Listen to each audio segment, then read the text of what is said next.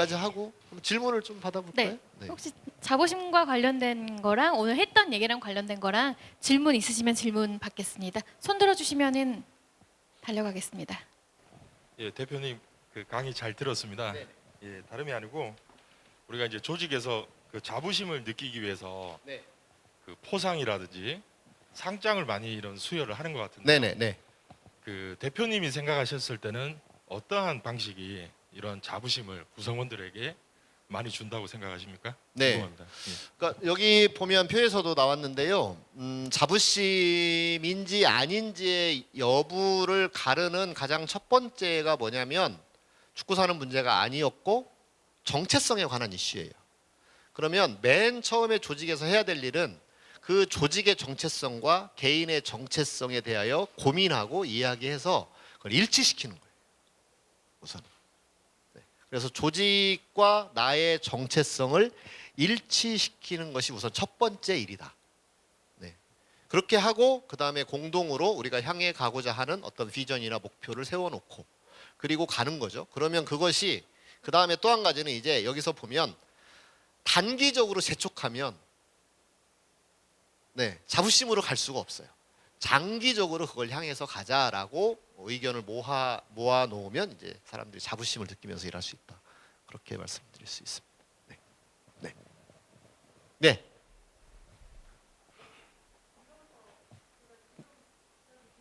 네. 질문인데요. 그러면 조직과 나의 그러니까 조직과 구성원의 정체성을 일치시킨다고 하셨는데 사실 조직이라고 하는 게 만약 이익 집단이면 이익 네. 집단의 정체성을 바꾸기도 하나요? 그렇죠. 그러니까 예를 들어 어떻게 되냐면 이 구성원이 정체성을 못 따라온다고 할 때는 그럼 네. 버리고 가야 되는 건가? 아, 그건 뭐 그것도 역시 인간의 영역이기 때문에 리더가 거기까지 품고 갈 수가 없다라고 생각하면 버리는 것도 방법입니다. 방법이고요. 근데 그렇다고 다 버릴 수는 없잖아요. 네. 그러니까 어쨌든 품고 가야 될 텐데 그러면 이익 집단이라고 하는 것이 문제시 되지 않느냐라는 퀘스천이 있는데 이제 그렇게 보셔야 돼요.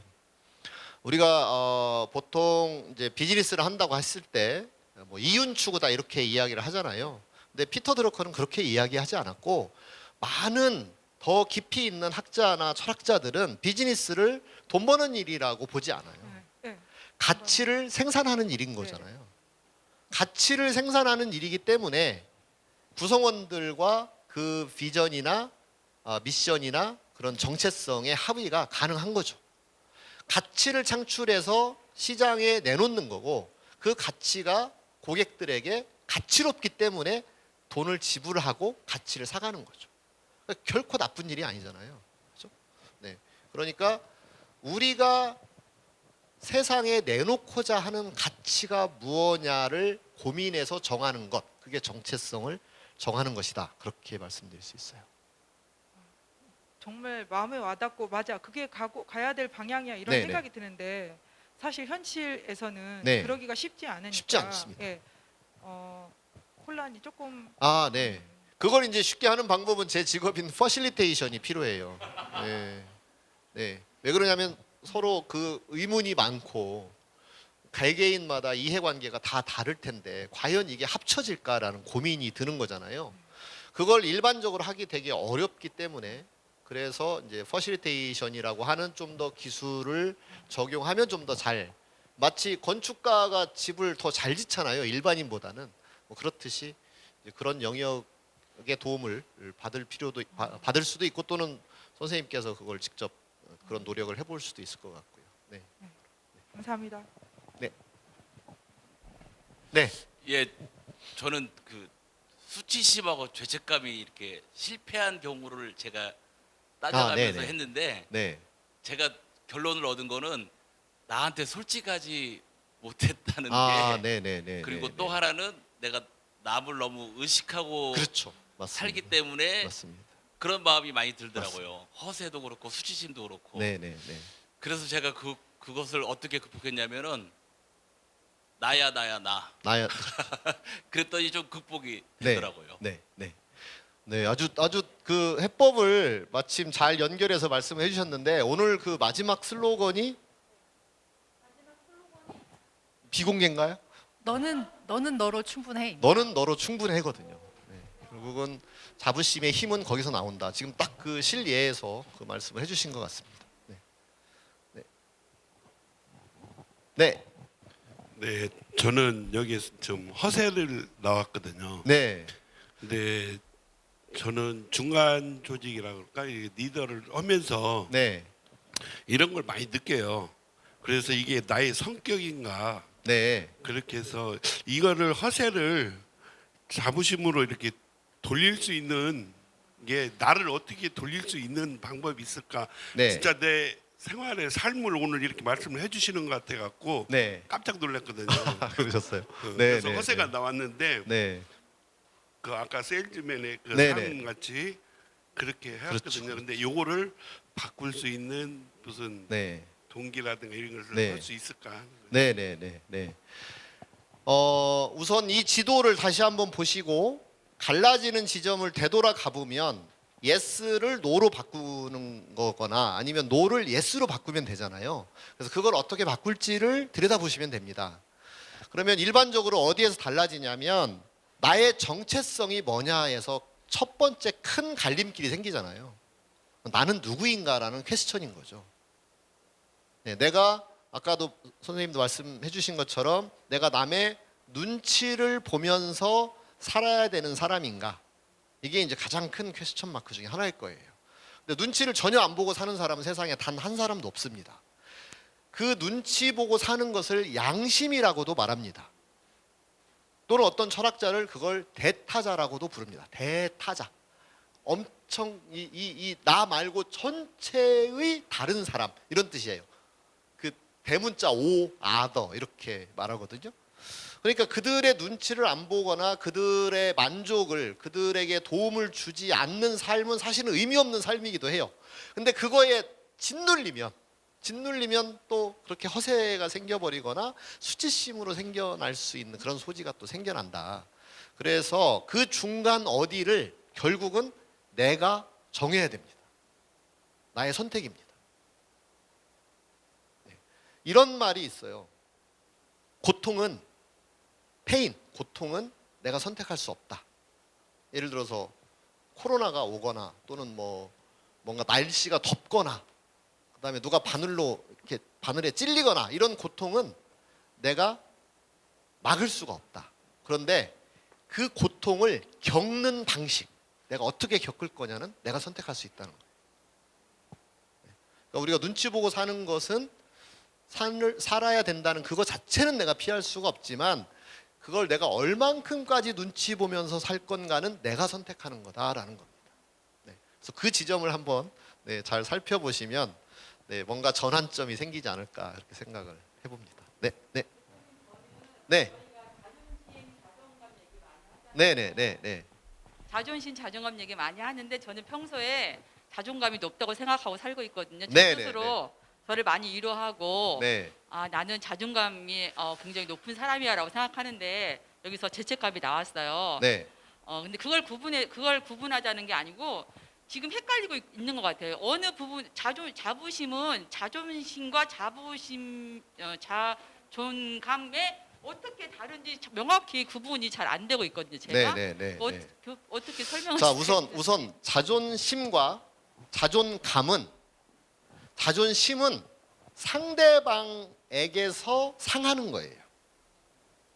그러니까 내가 1등 해야 되는데 100m 달리기를 하는데 얘가 1등 해버렸어요. 자존심이 상해요. 상대가 있는 경우 경쟁에서 졌을 때 생겨나는 마음이 자존심이에요. 나는 서울대를 못 갔다. 그다음에 나는 달리기에서 졌다. 어디 선발대회에 갔는데 내가 탈락했다. 이런 것들은 자존심이 상하는 거죠. 자존감은 내가 졌다고 해서 상하지 않아요. 결코 상하지 않아요. 그러니까 이건 뭐냐면 나는 하나의 훌륭한 존재다라고 느끼는 마음. 어떤 일에든 전반적으로 내가 훌륭한 존재다. 나는 너 괜찮은데? 이게 자존감이에요. 그래서 내가 길 가다 넘어졌어도 그것이 자존감이 상하지는 않아요. 네. 근데 그 잠깐의 그때 뭔가 창피함이 들거나 그럴 수는 있죠. 근데 여기서 지금 이 수치심, 여기서 말하는 수치심은 그 창피함과는 좀 다른 의미예요. 아까 그거는 이제 embarrassment고 영어로는, shame은 좀 다른 거예요. 그냥 나는 왜 맨날 이러지라고 하는 것을 말하는 거예요. 그 다음에 이제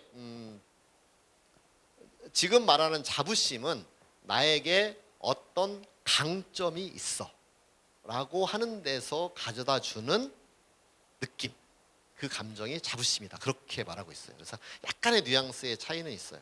근데 뭐가 먼저냐? 셀프 이스팀, 자존감이 먼저라고 합니다. 자부심보다 자존감이 먼저 온다.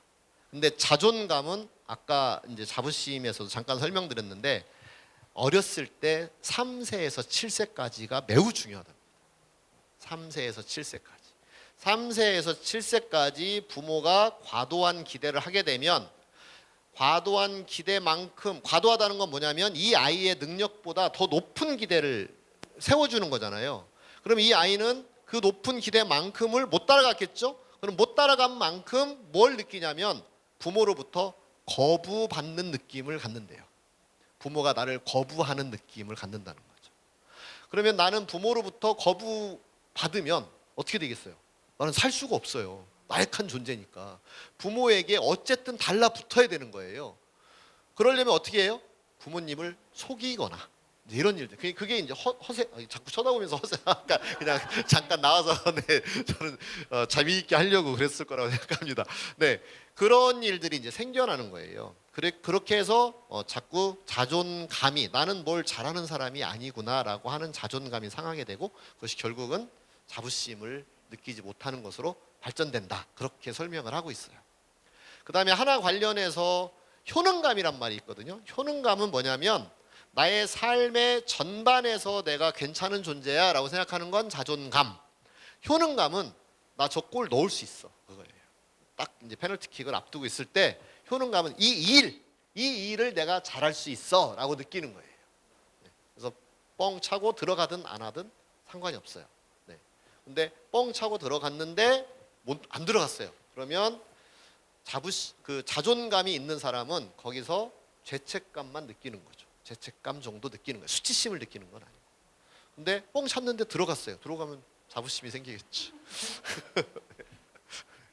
네, 그런 좀 미묘한. 네? 네. 다행입니다. 감사합니다. 네. 네. 저는 수치심이 나왔는데 네. 그거를 오늘 저희 엄마가 수치심에 대한 말을 언급을 했어요. 오. 그래서 신기하게 이거 해보니까 수치심이 또 나왔어요. 네. 이게 조금 그 우연이라고 하기에는 좀 뭔가 있는 것 같아서 네. 대표님께서 좀 뭔가 이렇게 레코멘데이션 해줄 수 있는 책이나 어떤 그런 게 있을까, 대안이 있을까요? 프라이드라는 책이 있어요. 이 저자. 제가 요거 한 트레이시가 지은 책이에요. 네. 우리말로 번역된 책이 프라이드라고 책이 있으니까 그거 읽어보시고요.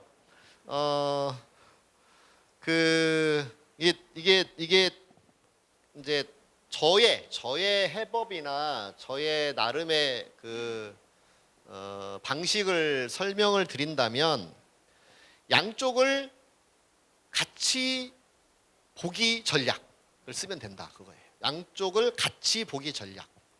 그러니까 세상의 어느 것도 한쪽에 완전히 극단적으로 가 있는 것은 아무것도 없다. 그건 신의 세계다. 그러면 세상에 어떤 것도 장점과 단점이 있고 나에게 득이 되는 것과 손해가 나는 게 있다. 둘 다 존재한다. 근데 수치심으로 만약에 간다면 그 중에 하나에 대한 그 중에 하나뿐이라고 생각하거나 그 하나를 너무 크게 생각하니까 그럴 거다라는 거죠. 여기 꽃은 아름다운가요? 미운가요? 그냥 그렇기도 하고, 네. 누군가는 아름답다고 할 거고 누군가는 아니 저게 뭐가 아름다워, 그렇게 이야기를 하겠죠. 이 꽃의 진실은 뭐냐? 아름다운 면과 그렇지 못한 면 두 가지를 같이 가지고 있다. 그 영어에 그런 표현이 있죠. Everything has two faces.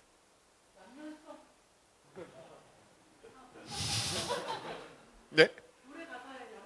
아 양면성 그렇지. 네 이제 이 친구하고 그런 이야기를 뭐 가끔 하다 보니 아마 그 생각을 그래서 뭐 패러독스라거나 딜레마라거나 양면성, 다이렉티컬 뭐 등등 그다음에 뭐 태극의 음양 이런 것들이 그냥 나온 말이 아니다. 이 마이크는 긴가요, 짧은가요? 네, 길기도 하고 짧기도 하고 내가 정확히 달렸어요. 내가 이것보다 더 짧은 눈으로 이걸 바라보면 오 길다 이렇게 되잖아요. 내가 이거보다 더 긴 걸 기준으로 이걸 바라보면 짧지요 라고 말하는 거예요. 그건 선택은 얘가 아니라 내가 하는 거예요. 내가 하는 거다. 그래서 그 주체, 내가 주체다라고 하는 마음을 더 기르는 것, 그다음에 양쪽을 다 보는 시도를 해보는 것, 뭐 그것이 제가 생각하는 하나의 해법이다 이렇게 말씀드릴 수 있을 것 같아요. 그리고 저보다 더 훌륭한 트레이시 박사의 그 책도 한번 읽어보시면 좋을 것 같습니다. 네. 네. 네. 네. 뭐, 네, 어쨌든, 네, 그렇게 볼 수 있는 거죠. 그랬을 때, 네, 네, 네, 네, 맞습니다, 맞습니다. 네, 네, 네. 그것을 이제 나의 눈을 어떤 눈을 선택할 거냐, 소위 퍼스펙티브, 나의 관점을 어떻게 볼 거냐, 이 꽃의 아름다운 면을 내가 즐기는 삶을 살 거냐, 저 중에서도 어딘가에 흠이 있잖아를 들여다보는 방식으로 살 거냐, 또는 둘 다 균형 있게 볼 거냐, 이 선택을 내가 하면 된다는 거죠, 그죠? 네. 또 한 분 질문이 있으시네요. 네. 네, 네, 네, 네. 네. 아하. 네. 네.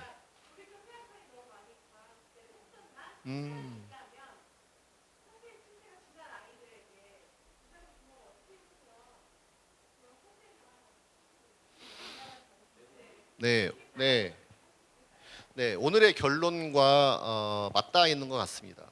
그래서 우선은 첫 번째는 그 아이가 세상에서 1등인 걸 찾아주십시오. 세상에 어떤 누구도 1등 하나쯤은 갖고 있습니다.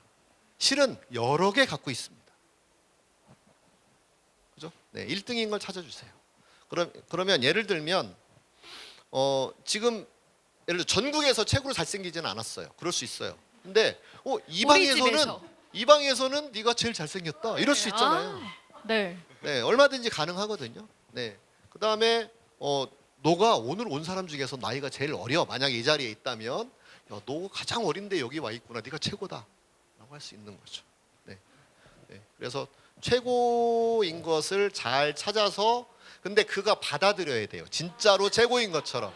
안 그러면 여전히 우리 부모님은 최고만을 쫓아다니는구나. 나 참 그거 맞춰주면 살기 어렵네라고 생각할 수 있을 거잖아요. 그러니까 진짜로 그가 최고라고 받아들일 만한 것을 잘 찾아서 그런 것을 그러니까 그도 느끼게 해주는 거지. 내가 막 최고인 걸 강요하려고 하면 또 똑같은 반복이 일어날 거다. 그렇게 말씀드릴 수 있겠죠. 혹시 다른 분 더 있으실까요? 없으세요? 네, 없으시면 시간이 네. 정확하게 그랬어요. 네, 저희가 하나만 말씀을 드리면 지금 말씀을 해주셔서 생각이 난 건데 이제 지금은 여기 오신 그 참여자분들을 중심으로 말씀을 드렸다면 지금 자녀의 이야기를 꺼내 주셨으니까 그러면 자녀나 또는 아까 회사의 직원이나 또는 선생님이 학생을 대할 때의 마음에 굉장히 중요한 힌트를 주신 분이 이제 칼 로저스란 분인데 그러니까 2차 대전 이후에 굉장히 이쪽 심리학계나 또는 경영학계에 영향을 많이 끼치신 분이에요. 그분이 관찰한 것 중에 인간의 두 가지 특성이 있어요. 단 두 가지. 그것만 보셔도 된다. 그 두 가지 중에 하나가 뭐냐면 사람은 무언가 끊임없이 하려는 존재다. Activating tendency라고 이야기했어요. 뭔가 실현시키려고 끊임없이 한다. 뭐든 끊임없이 실현시키려는 존재다. 그러니까 너무 걱정하지 마시라 그런 거고요. 그 다음에 두 번째는 formative tendency라고 그랬는데 무언가 형성, 그러니까 어떤 유지와 형성을 끊임없이 해나간다. 그러니까 적응해나간다. 환경 속에 어떤 하나의 무언가를 만들려는 존재다라는 거예요. 그러니까 무언가 되려고 하고 그것을 실현시키려고 하는 존재니 걱정할 필요가 전혀 없다. 그냥 두어도 된다. 그게 이제 그 학자의 관찰이거든요. 그걸 밑바탕에 깔고 바라보시면 조금 마음 편할 수 있죠.